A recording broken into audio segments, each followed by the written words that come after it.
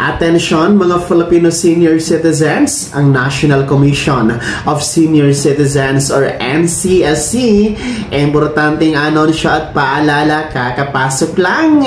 Pag-uusapan natin sa video na ito. Hold up.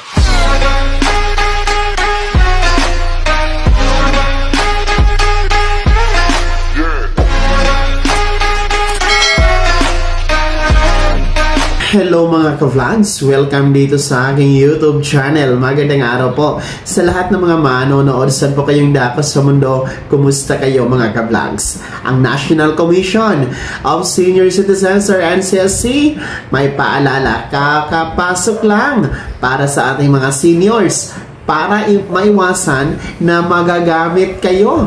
Mamaya-maya atin yung tatalakayin, pero bago ang lahat, kung bago ka pa lang dito sa aking YouTube channel o di kaya hindi ka pa nakasubscribe, abay click nyo muna ang ating subscribe button na nasa baba. Huwag nyo kalimutan na pindutin ang notification bell, ilagay nyo po sa all para naman updated kayo sa lahat ng mga videos na aking i-upload.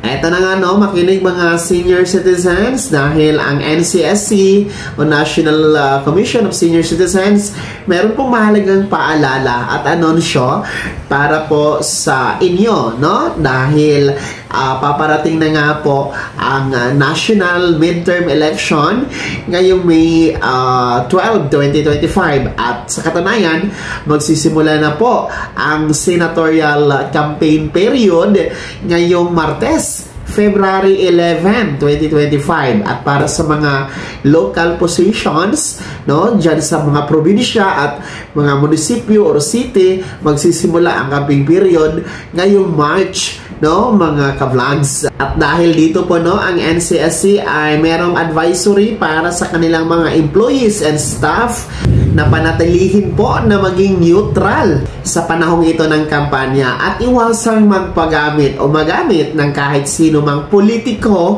para sa kanilang political ambitions or political interests. So, hindi po kasi dapat ginagamit ng mga politiko itong NCSC, particular na po itong pamamahahi ngayon ng 10,000 piso na cash gift, no, na hindi dapat ito pakialaman ng mga politiko at angkinin, dahil ito po ay programa, batas, no, national fund po ito. Hindi po ito galing sa kanila. So, yun, mahalaga ito, importante ito na ating tatalakayin, dahil alam niyo naman, no, marami talaga ang nakikinabang, marami po ang gumagamit ng mga programa na hindi naman sa kanila, no? Alam niyo naman ang mga politiko sa atin, hindi naman lahat, pero talaga ang kukupal, no? Ang kakapal ng mga mukha na umaangkin ng mga programa, mga proyekto na hindi naman sa kanila.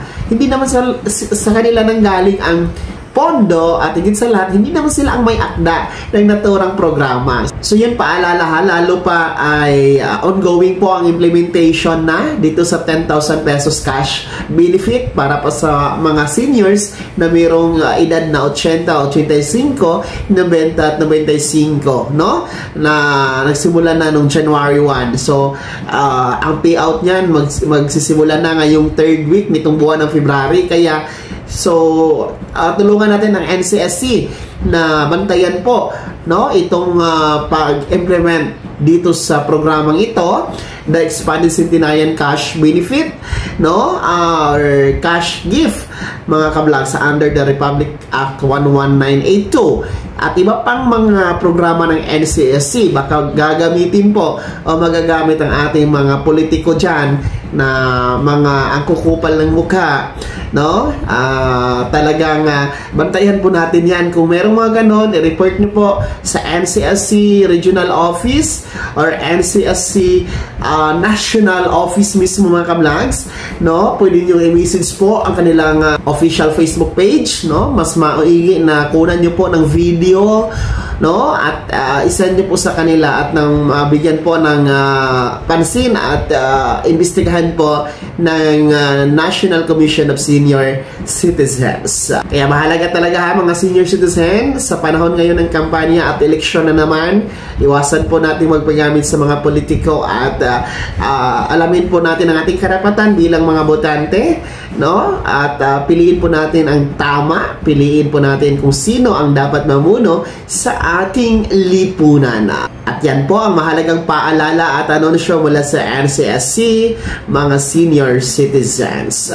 Kaya naman, ano po inyong komento at reaction sa balitang ito? Ibahagi niyo po sa comment section na nasa baba. Pakilagip ng buong pangalan at kung taga saan kayo. Bago ako magtapos sa video na to, kung gusto niyo pong sumuporta sa aking YouTube channel, maaari niyo pong i-click ang ating super thanks button na nasa baba. Sa mga gusto maging miyembro, pwede po. I-click po ang ating join button. Maraming perks dyan mga vlogs. Be my member now. Sana'y naging gabay ang video na to kahit paano napag-uusapan natin ang mga mahalagang bagay-bagay na may kinalaman sa ayuda, programa at benepisyo ng mga senior citizen. Kung hindi ka pa nakasubscribe dito sa aking YouTube channel, maaari nyo nang i-click ang ating subscribe button na nasa baba. Huwag niyong kalimutan na pindutin ang notification bell. Ilagay niyo po sa all para naman updated kayo sa lahat ng mga videos na aking i-upload.